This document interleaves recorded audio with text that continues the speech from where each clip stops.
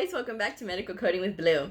It is Q&A Tuesday. So let's go ahead and get started with the questions. Number 1, do ICD10 manuals come in a digital version? Yes, the encoder. This is a concern. A viewer brought this up, like environmental wise. Like, why do we need these huge big books that get updated every year? Why can't we just do everything digitally? So, of course, there is the encoder. But the problem lies when you go take your certification exam. You have to be able to use your book in order to take this test.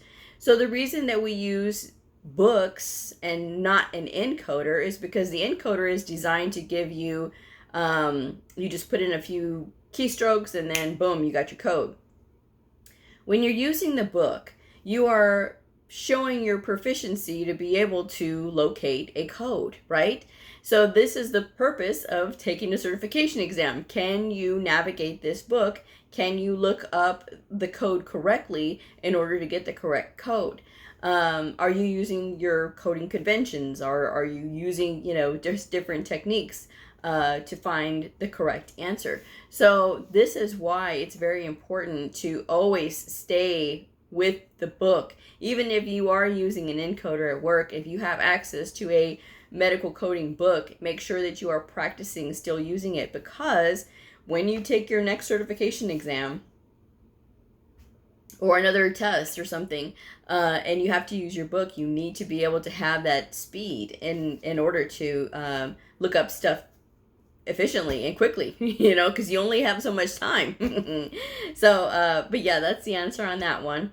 And plus, on a side note, I love books. Like, I am a huge advocate of books because books do not crash, okay? Books do not have to have, like, software updates. Books do not delay loading, on a screen or whatever. And, when you're looking at a book, you can just sort of look at all the other notes that are around that section of whatever diagnosis you're looking up. And sometimes that helps because you may have thought you were going to select a code one way, and then when you see that there's a better fit, or when you read the instructional notes and it tells you to code something else, then something else can trigger to, oh yeah, I have to code this other thing as well. And so sometimes the encoder may not prompt you to do all of these other thought processes. Sometimes it does and sometimes it doesn't. So it all depends on what's going on with that encoder. So again, learning to navigate that book is extremely important. This is the purpose of, Quiz Friday and Answer Monday, is so that we can navigate the book. That is the whole goal. If you are using an encoder and you're practicing, using the encoder, so you're using Quiz Friday to practice, that's totally cool. And I am still going to try to work on an episode where I'm demonstrating the encoder, because that's come up quite a few times in the last few days. People are curious about that. The encoder is sort of tricky in the beginning to use, okay? So it does take a little bit of finesse to get going. But once you get it, you got it, But I will be looking to do an episode on that one, so stay tuned. All right. Number 2, what credential do I have? I am a certified coding associate through the American Health Information Management Association. So there are 2 major coding associations. There's the American Health Information Management Association and the American Academy of Professional Coders. Both are nationally recognized medical coding associations. You really can't go wrong, right? Either way. But I have just been with the American Health Information Management Association. I like them, but that is my own personal opinion. I like them. You may prefer AAPC for whatever reason, and that is totally fine. It is completely up to you. My advice would be to check out both associations and see the benefits that both of these offer. Reach out to people that are members of both associations and ask them, how do you feel about your coding association? What do you like most about it? You can ask lots of questions. Try to get in on a coder meeting as well. because both of them have like their coder association meetings. So be sure to look into your local area if you can attend one. That is my advice on that. I have been with AHIMA from the very beginning, and I like the camaraderie that is afforded to me with this association. I have met so many wonderful people from my association, and I've learned so much from them. And I'm very grateful for that. I'm grateful for that experience. I'm grateful for that camaraderie. I love going to conference every year because it's always a really good time, and I get to learn a lot of stuff. I am a better coder because of it. I feel like, as far as like professional development, I've done a lot of professional development through them, like as far as like meeting people and attending seminars and things like that. This is the important part of being the entire package when you are a medical coder. It is not just about navigating the book and knowing your coding conventions and knowing all of these things. It is literally about being the entire package. You want to be able to communicate effectively. You have to be able to be detailed. You need to be able to continue to study. Those are very like important parts of being a medical coder. It's not just about, being in the book and coding records. It is about communication, leadership.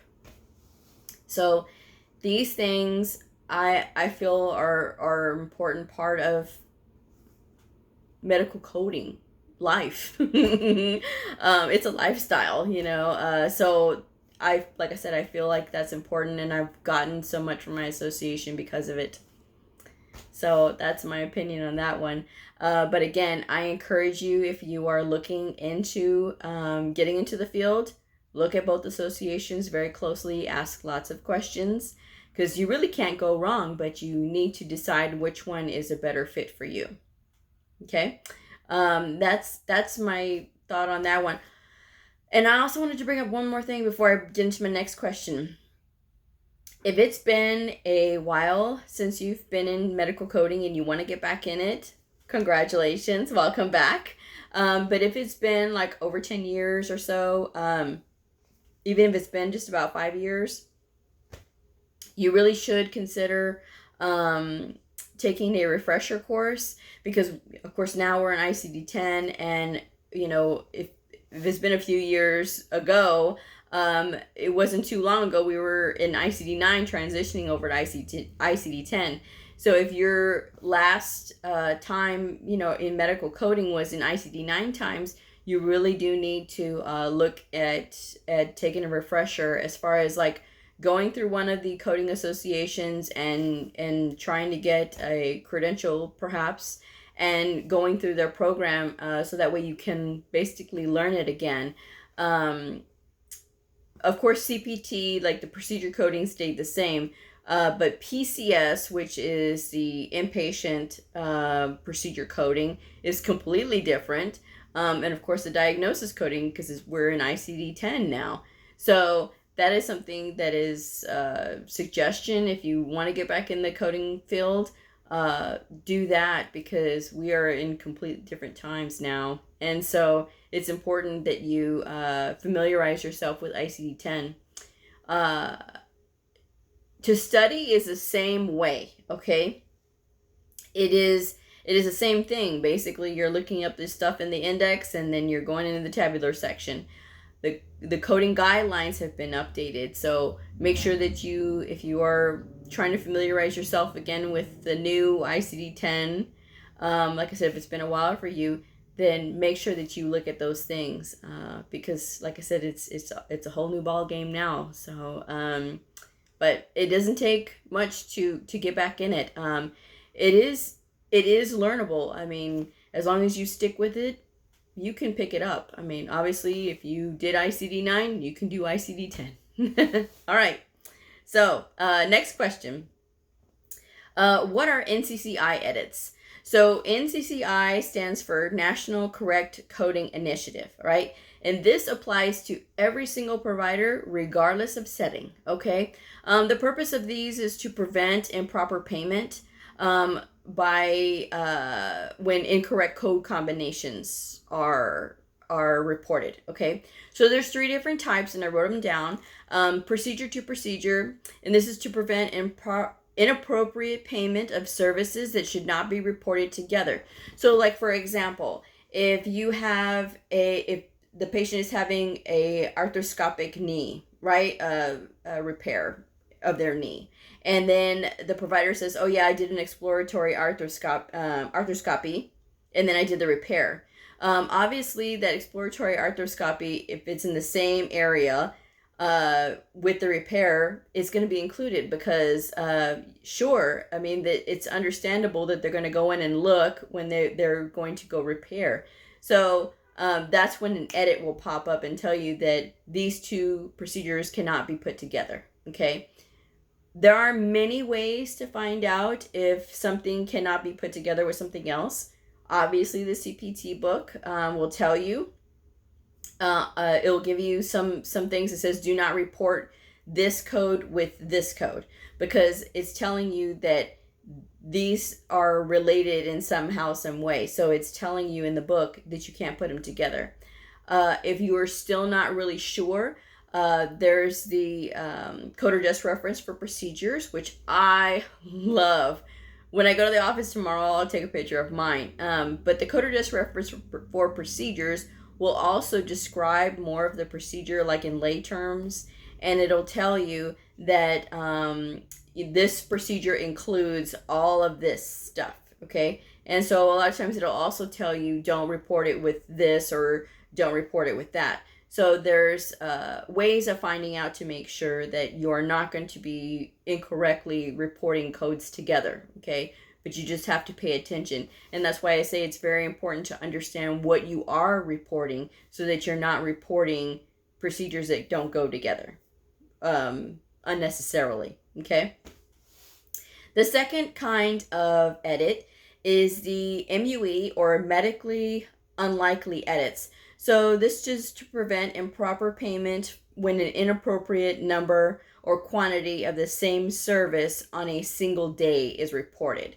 Okay, so obviously if something is like a procedure says that it's only like 1, and then you say it's like maybe 101, and then it says, whoa, hold on. The patient can't have 101 of this body part or something. I'm just saying. It's just an example, some silly example. But that's the kind of thing that it's talking about. So making sure that you read and understand the quantity as far as like in that's in the description. Like if the description of the code said like removal of a nail 1 to 4, and then you said 40, it's gonna pop up an edit because obviously there's not 40 nails on a body, you know. So I'm just saying, you know, just a sort of just to get an idea. That's something that it's talking about. So it's going to tell you that this is medically unlikely that there would be 40 nails instead of just 4, you know. So that's something to consider. Another one is the add-on, right? That's the number 3 one, is the add-on edits that cannot be reported by themselves. Okay, so you have your primary codes, and you'll know when you look in the book what I mean. So you have like primary codes, and then you have add-on codes for like each additional 10 or each additional whatever. Add-on codes cannot be the primary procedure code. Okay, that's number 1.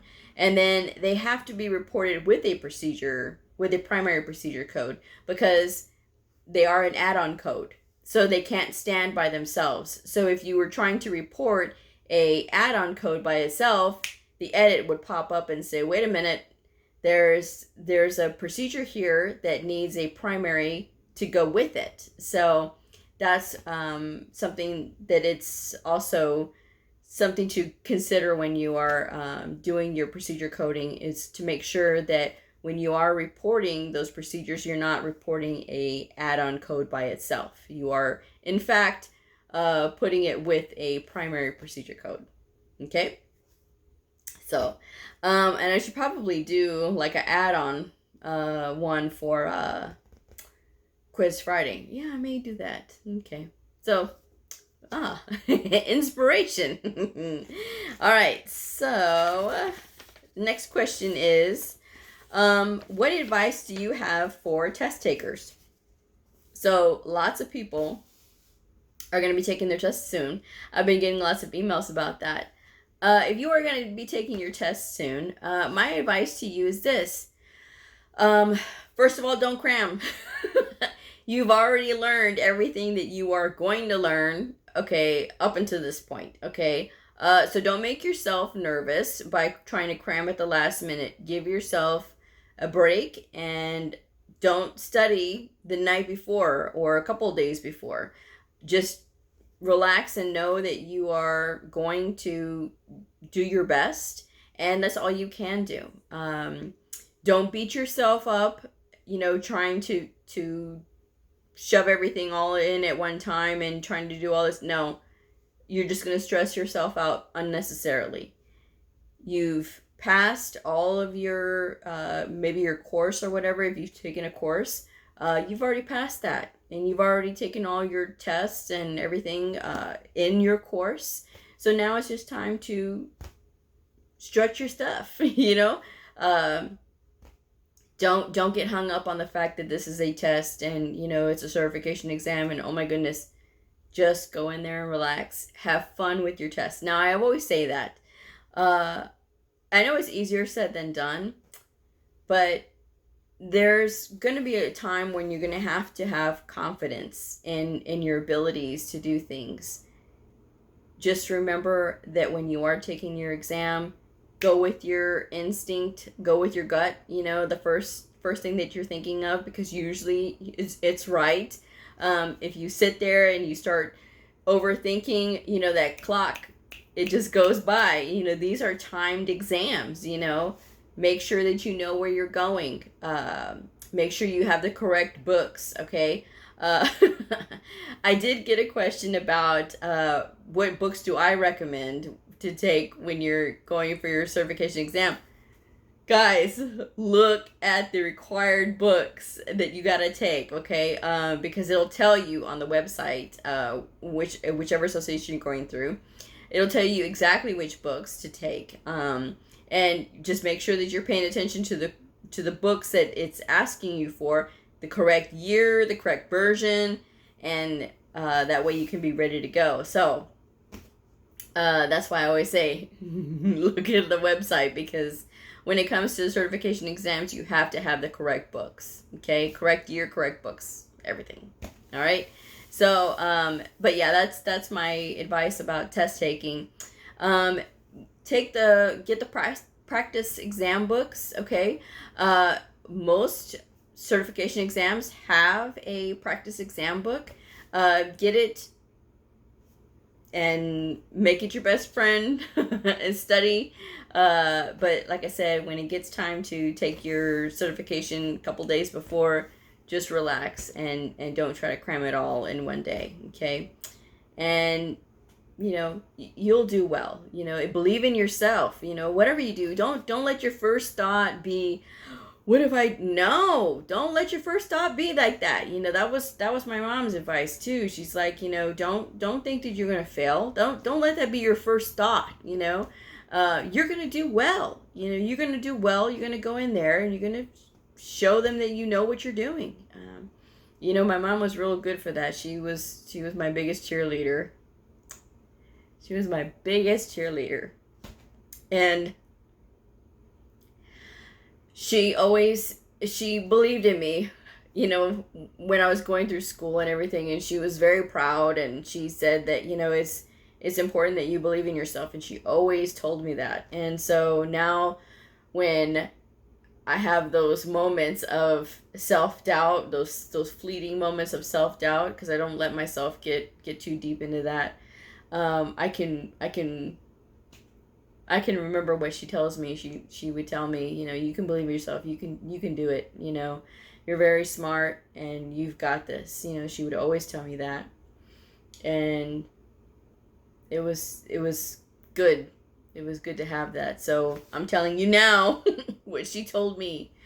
You can do this. If you are getting ready to take your certification exam, you can do this. You've got this. And then when you get that paper that says, hey, you're certified, whatever, then you're going to go out there and you're going to do great as a medical coder. So, and then hopefully you're going to continue to watch my videos. So, that was my thought on that one. And finally tonight, so a few months ago, I told you about a high school senior named Brandon. So he was just graduating high school, and he took a certification exam and he passed. So wonderful. It's wonderful that somebody that is that young is so driven. And he just wrote me last week. He did it again. So again, congratulations, Brandon. I am so proud of you. That is really awesome. He's gotten his second credential. So now he's got the little comma after his name, and he's on his way to having an alphabet. So I am very excited for this guy, and I am very proud of him because he's so young and so driven, and he knows it. I mean, he knows medical coding, and to be this young and have had such an incredible journey already, I am excited to see what's in store for this guy. So, but yes, that is going to wrap up my episode of Q&A Tuesday. And if you guys have any questions, I'm always working on next week's episode of Q&A Tuesday. So be sure to submit your questions. You can put them down below, or you can shoot me an email. I will include my email address down in the description box below. So I will go ahead and bid y'all adieu, and I will see y'all tomorrow for tomorrow's episode. So if you are a medical coder, a medical coding student, somebody curious about the fascinating world of medical coding, a provider or a nurse, I invite you to like and subscribe and follow me on my journey in medical coding. All right, I will see y'all tomorrow. Bye.